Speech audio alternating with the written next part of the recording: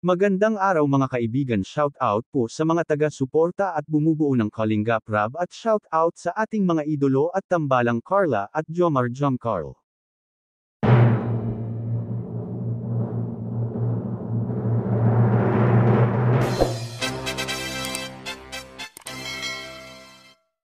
Sa video po na ito ay pag-usapan po natin kung paano nga pumili ng singsing si Kuya Jomar kung sakaling ikakasal siya. Pakinggan po natin ang pahayag ni Kuya Jomar. Siguro, doon na lang ako sa mas practical siguro.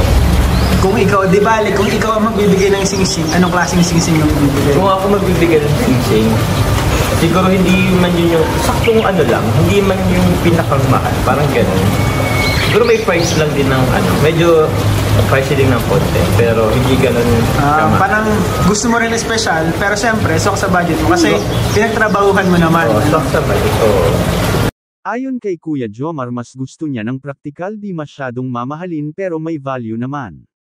Sa aking palagay, kahit ano pa man ang ibigay sa iyo basta alam mong pinaghirapan niya, dapat pahalagahan. Ang importante ang nararamdaman nyo sa isa't isa at yun ay di matutumbasan ng kahit ano pa mang material na bagay. Alam kong iba-iba tayo ng opinion at pananaw sa buhay and we are entitled to our own opinion. Ano pong masasabi nyo sa video po natin ngayon? Please comment below at pag-usapan po natin yan sa susunod na video. Maraming salamat po.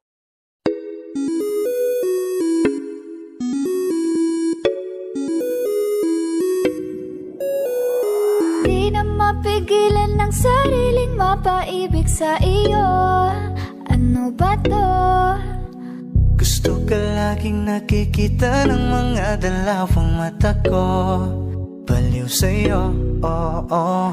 Kaya lagi nag-aabang para ika'y masulipan. Dahil sa'kin di mo lang okay na ako. Nang dahil sa'yo, napakagandang tala ang aking